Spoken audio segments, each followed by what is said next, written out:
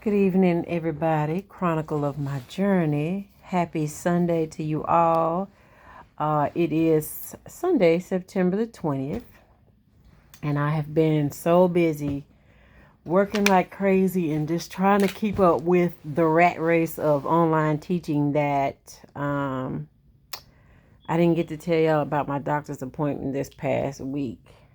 So, um, So I had a chance to go and see Dr. Park, which is just a follow-up visit. Nothing has happened. And we talked about a couple of things that I was unclear on. He was still pushing for the counseling, the therapy sessions that are at what is it? YMCA. And I'm okay with doing them, but in the meantime, until everything kind of like opens up and those people are able to see me, I had settled for doing some counseling sessions slash like therapy slash support groups on Facebook. And so I just kind of respond back and forth to some people who are going through a bunch of different situations. I mean, like, you just would never know that every age, every race, both genders, like, it's just a goulash of people that are in this group, and we are sharing our experiences about the cancer journeys that we have all been placed on. So anyway, excuse me. I talked to him about one thing in particular that a young lady shared in this support group is that she had been advised of a PET scan. And so what me knows it, Google search and all of these different things, from what I could deduce from those things is that PET scans are able to go and filter out through the body. Excuse me. I'm sorry, to see if there is any cancerous cells in the body.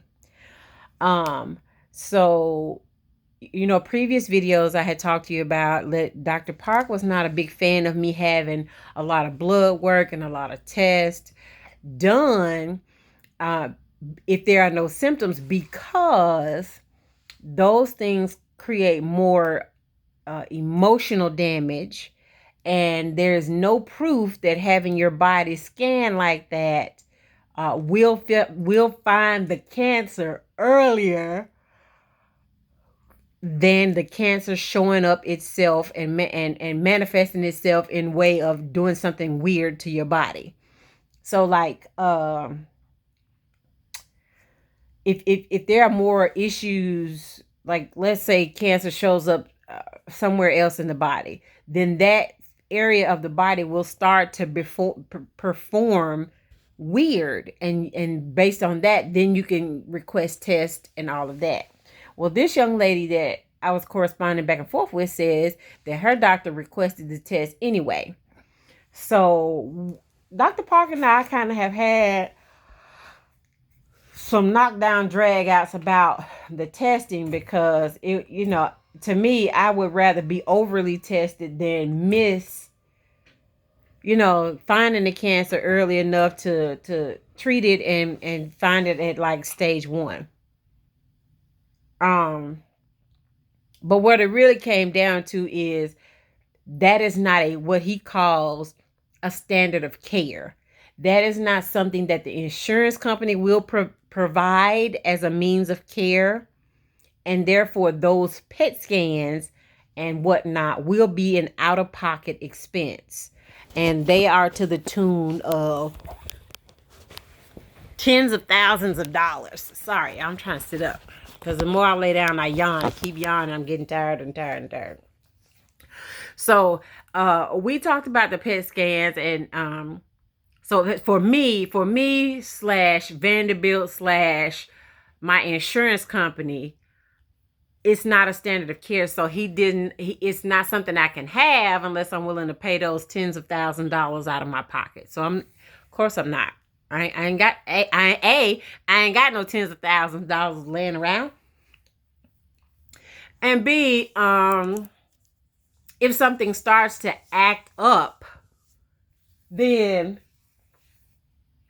I can request testing at that time.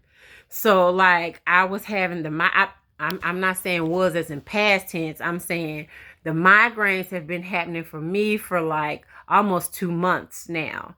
And as a result, because something has happened, the insurance company covered the scan necessary to figure out if there was a cancerous cell or not. So that's kind of how the course of action will work for me, is if something starts to get a little off its normal function, then that's when we will request for the scan and let the insurance company take care of it. I'm sorry, y'all. I'm wore out. Okay, so we talked about, right, the PET scans and got an understanding of that.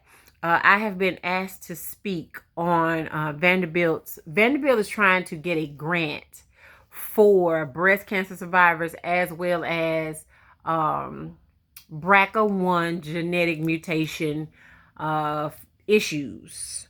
So I've been asked to speak on my experiences with Vanderbilt as well as my journey with the BRCA1 discovery. So that's sometime in October. And I don't think, I mean, it's going to be a Zoom call. I don't think it's going to be something so significant that it requires no major anything out of me. But they just want to hear, like, from a patient's perspective of how those things went.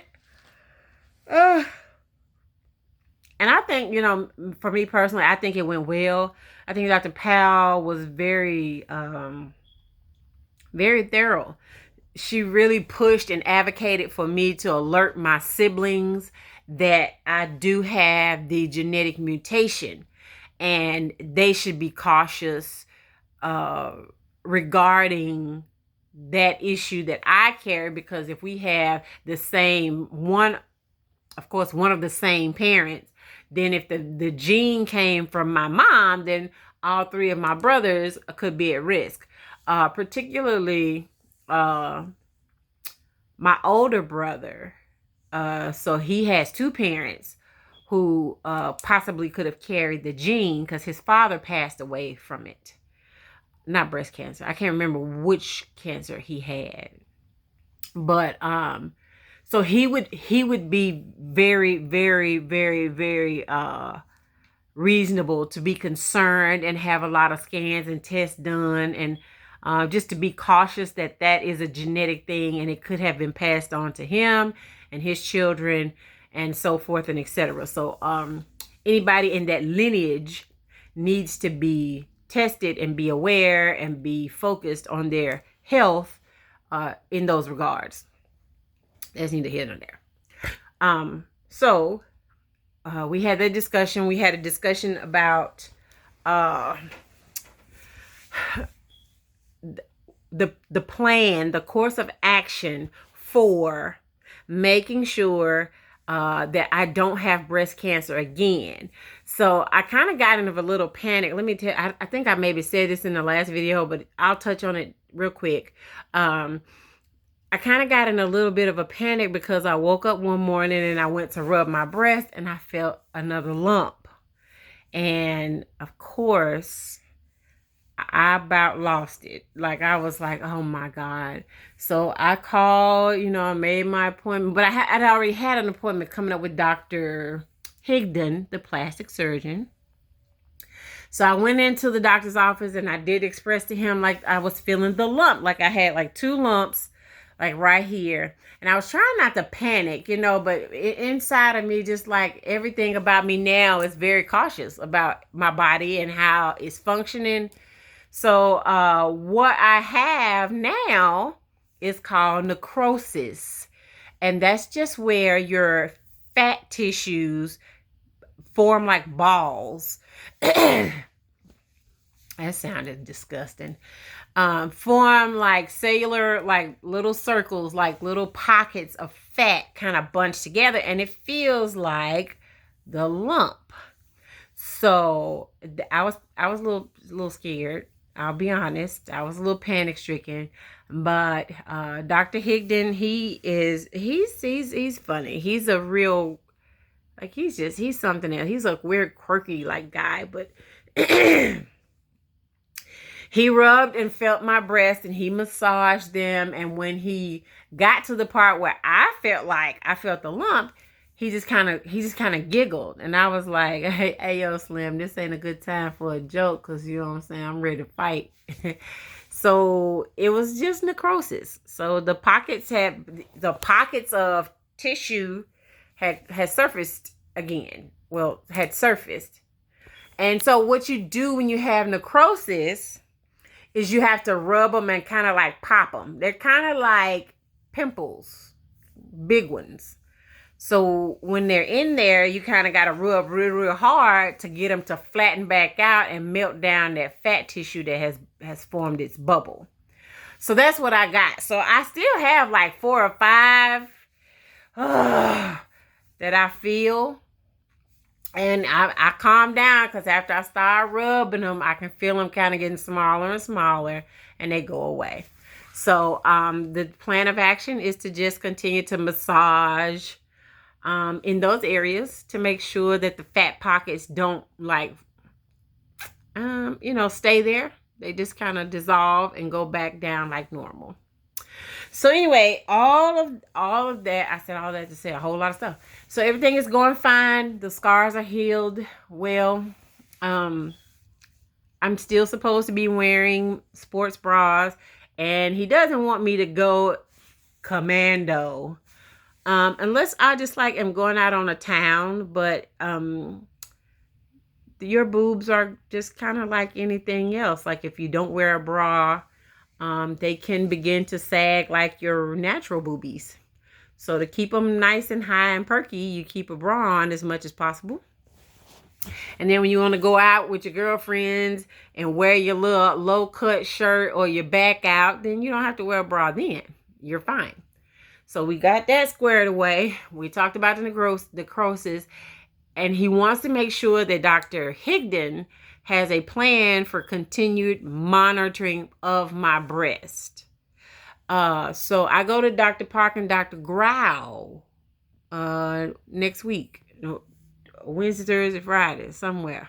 I don't know. Tuesday, Wednesday. One day. I don't know. I go next week. I'll let you know. And so we will be discussing then the plan for how to make sure there's a difference between the necrosis and a cancer cell. So we got to keep a good watch eye on that. I'm sure Dr. Higdon has access to my files, and he's able to see, of course, all of the things, but he just wants me to have a conversation with him to make sure that Dr. Higdon is alert to the fact that my cancer is genetic, and that we are keeping a watchful eye on my continued progress. And again, Dr. Park is so, he's just like, nope, Tish, we're not claiming cancer. You're not going to get it anymore. We have done that journey, and we're just monitoring your health going forward. So, I love that about his spirit, and I wish I could stay as calm about it all. But sometimes I ain't that calm. So I'm still trying to process emotionally the things that I deal with. So on to the next thing we talked about was the counseling. So of course the counseling was being offered at YMCA,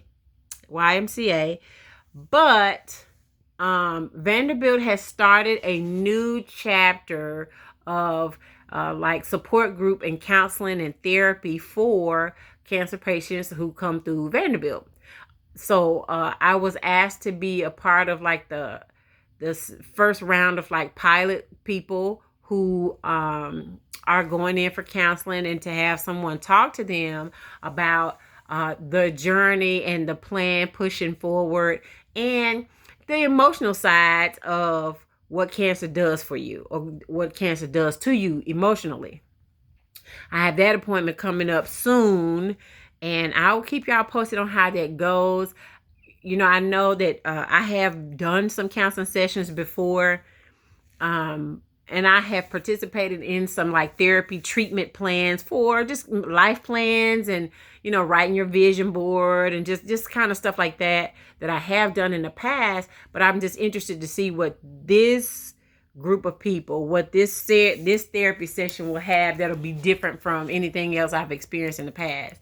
I know that Dr. Park is still, he's still very adamant that he doesn't want me to live in fear. However, if you wake up and feel a knot in your boob, you're going to be scared, Dr. Park. Now, give me a break now. I ain't going to sit here and tell no lie that I ain't going to be scared. Now, I'm going to be scared. That's just what this is. I'm going to be scared. That's all I can't tell no lie. Now, stop it.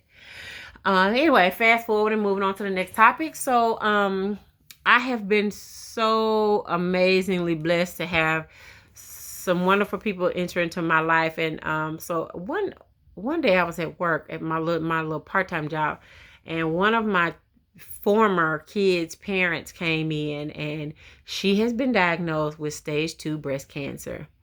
And it's just amazing that I saw her walk past me, and I raised up and I called her name, and she turned around and said, "Yeah, that's me."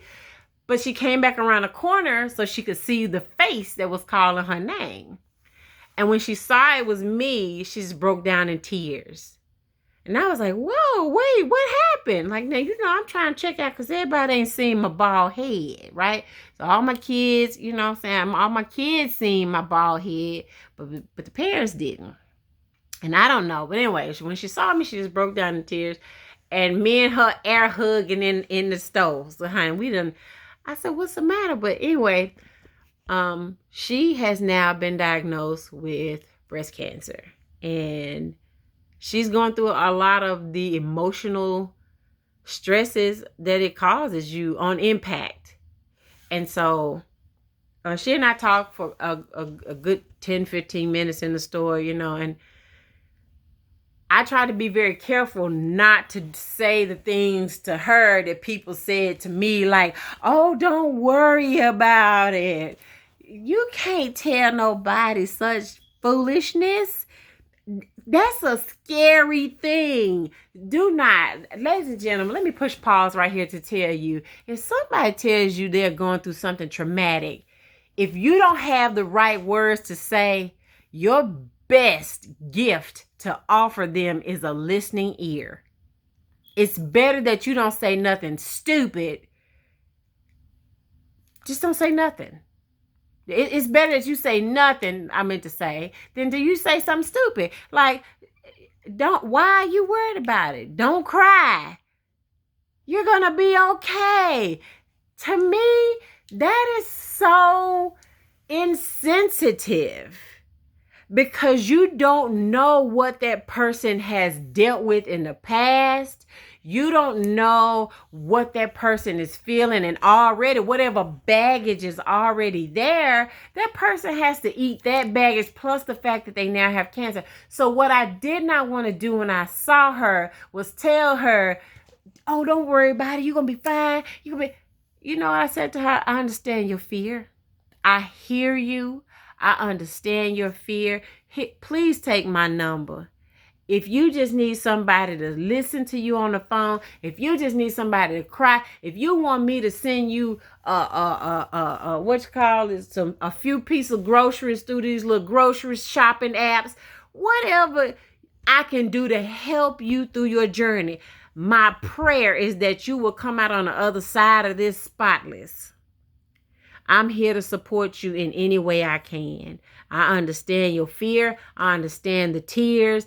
But what I want you to do is try to remember you have children looking at you. And if you got to lock yourself in your room and cry, try that. But when you come out, show your children that you are brave, you are strong, and they can learn to be strong and brave in the face of adversities too. But my first mouth didn't say, don't worry about it. That's a hell of a thing to have to worry about. And if it ain't been you, you don't know what it feels like for somebody to tell you something. And then people would say to me, so-and-so mama had breast cancer. She died like 2 years ago. And I'm thinking like, wait, what the? Don't say that kind of stuff to people. Please don't. If you don't know what to say, don't say nothing. So anyway, put her in your prayer book. Put her in your prayer targets. I just wholeheartedly believe that God has a journey for all of us.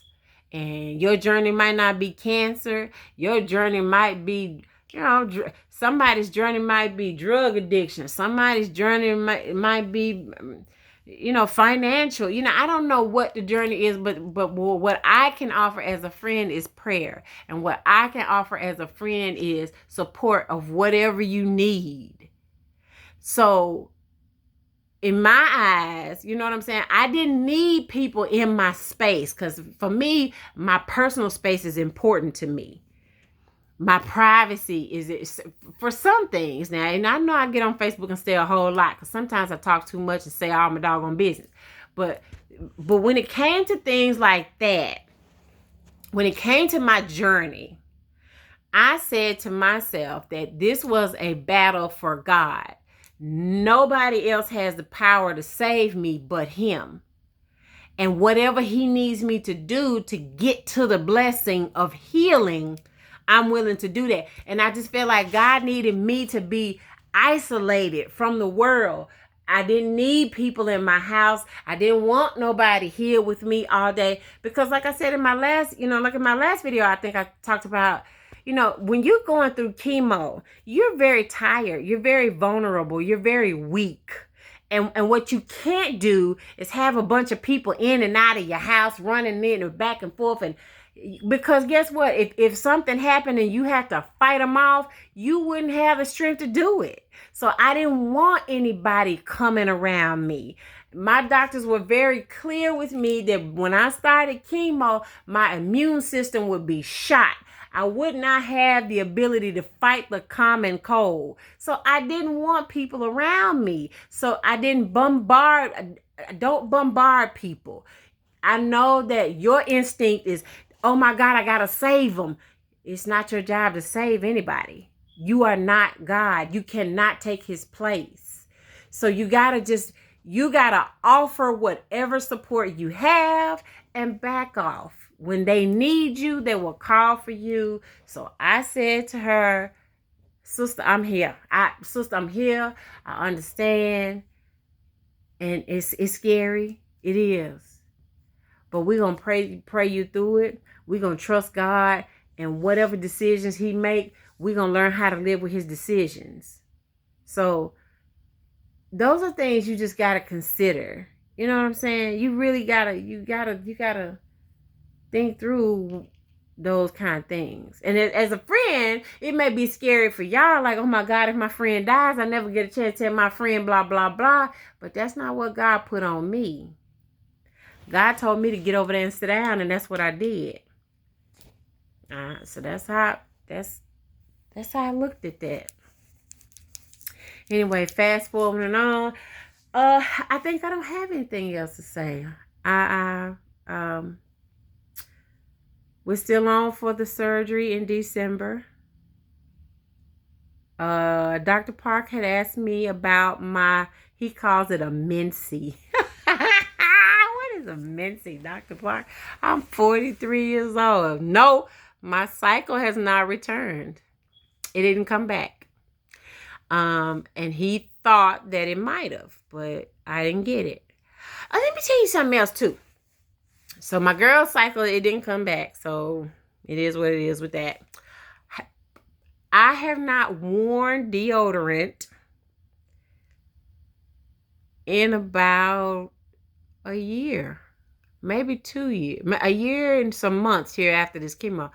Because let me tell you something, that chemo shut down my ability to sweat, shut down my ability to smell anything. So during chemo, all the surgeries, yada, yada, yada, through all that time, I haven't worn deodorant. Now, ain't nobody told me I stink, and I tend to like to run around people that gonna tell me, hey, sis, you need to, hey, You need to hit them things. But honestly, my body functioned different after the chemo. So I asked him about that, and he said that was perfectly normal. My hair is still soft as clouds, and it's really curly. And I asked him, I said, now is my hair gonna return back to its normal way? Do I need to go get a box perm here in the next couple of days? He said no. He said it could. He said it could not. He said some people are different. Some people hair grows soft and it never goes back.